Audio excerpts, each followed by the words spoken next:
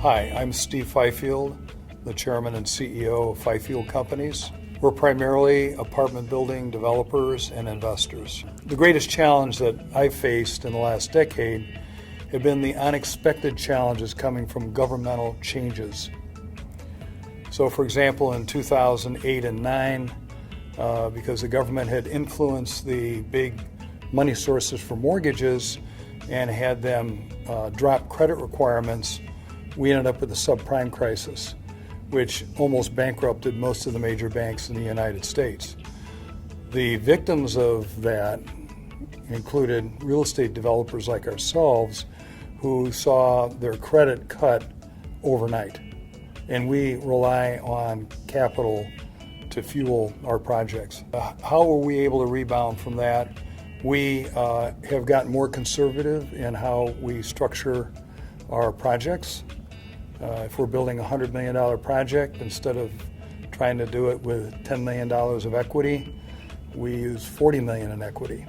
Of course, that means that we have to bring in more institutional partners, and our profits aren't as great because we're taking a smaller piece of the developments. But it does protect us if there's a major shift downward.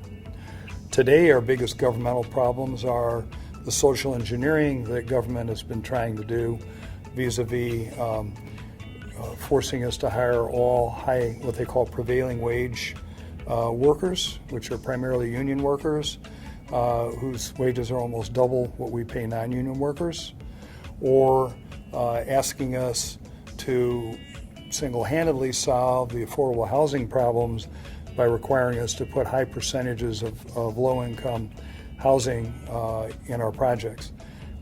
Those have made it very difficult, if not impossible, to do new construction in cities like Los Angeles, Chicago, New York, and it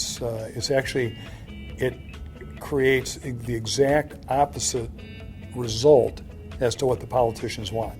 They think they're going to get more housing and more affordable housing, and instead they get no housing. One thing that I've learned is that you have to communicate really well internally as to what you're facing so that your staff can prepare themselves mentally. When you have to do workouts with banks, or you are struggling to try and get a project completed because bank funding has been cut back or eliminated, your staff needs to understand that. Secondly, what I found, because we do require hundreds of millions of dollars of capital to do what we do, is you've got to work very closely with your capital sources.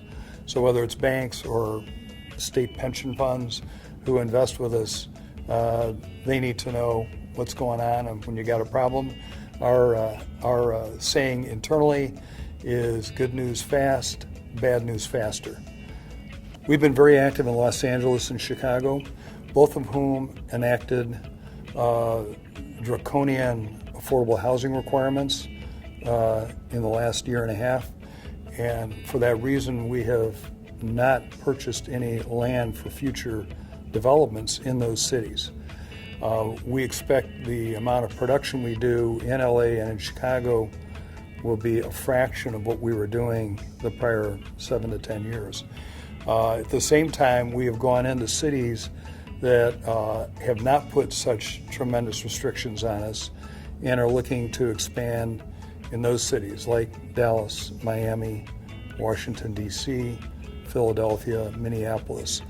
And as we've built in other cities besides LA and Chicago the last 20 years, we're comfortable doing that. But it's different, for us to have to take our expertise that we learned here in Chicago and transport it into other cities because we can't do it here.